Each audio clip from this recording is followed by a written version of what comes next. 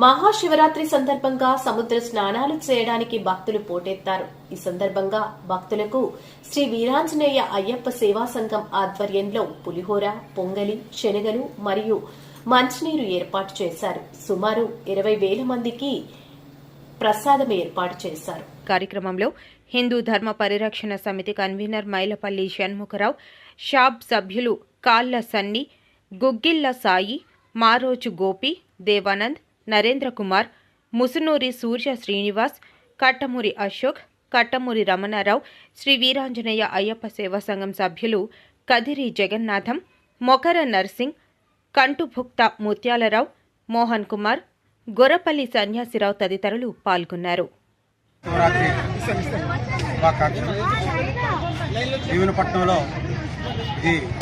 భారతదేశం పుణ్యభూమి, వేదభూమి, కర్మభూమి కాదు, దానికి ప్రత్యేకమైనటువంటి స్థానం కూడా ఈ భీమునిపట్నానికి ఉంది.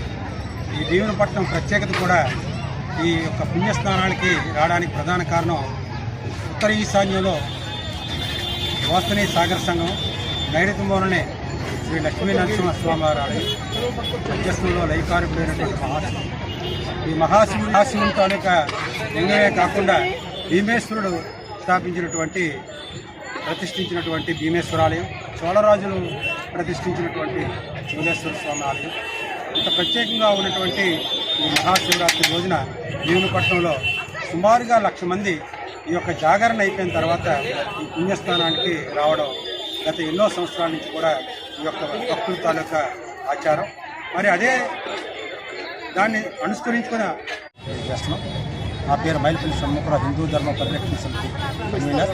కానీ ఈ కార్యక్రమం ఇక్కడ శ్రీ వీరాంజనేయ అయ్యప్ప సేవా సంఘం వారు ఉచిత రీతిలో ఈ యొక్క ప్రసాదాలు వితరణ కార్యక్రమం గత కొన్ని సంవత్సరాలు చేస్తూ ఈ సంవత్సరం సుమారుగా ఒక 50,000 మందికి ప్రసాద వితరణ కార్యక్రమం, ఉదయాన్నే పులిహార కానీ, తర్వాత బఠానీలు కానీ, తర్వాత పొడి పొంగలు కానీ, ఈ కార్యక్రమంలో సుమారుగా పులిహార, ఇలాగే 50,000 మందికి మజ్జిగ ఏర్పాట్లు, ఇవన్నీ కూడా మంచినీళ్ళ ఏర్పాట్లు అన్నీ కూడా వారి యొక్క అయ్యప్ప సేవా సంఘం వారి తాలూకా భక్తులు సహాయార్థం ఈ కార్యక్రమం ఇక్కడ ఏర్పాటు చేయడం జరిగింది.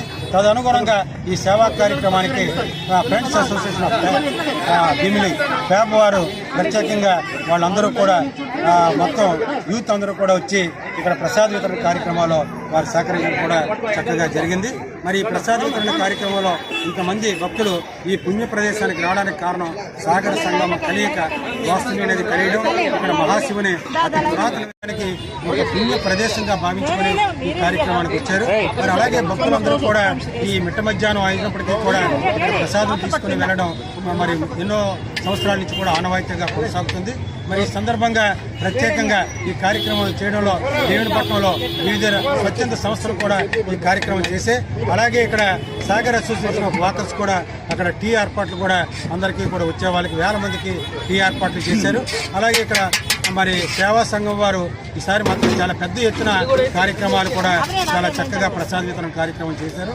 అనుగుణంగా ఎక్కడ ఇబ్బంది లేకుండా భక్తులకి నీడతో పాటుగా, మంచినీళ్ళ ఏర్పాటుతో పాటుగా, మజ్జిగ ఏర్పాటుతో పాటుగా ప్రసాద కార్యక్రమాలు ఏర్పాటు చేయడంలో ముఖ్యంగా అయ్యప్ప సేవా సంఘం వారికి భీమునిపట్నం పుర ప్రజల తరఫున ప్రత్యేకమైనటువంటి ధన్యవాదాలు తెలియజేసుకుంటున్నాం. ఈ కార్యక్రమం చేసినప్పటికీ కూడా సేవా తత్పరంతో ఈ ఫ్యాబ్ వారు కూడా చేయడం వారు కూడా వారికి కూడా ధన్యవాదాలు తెలియజేస్తున్నాం.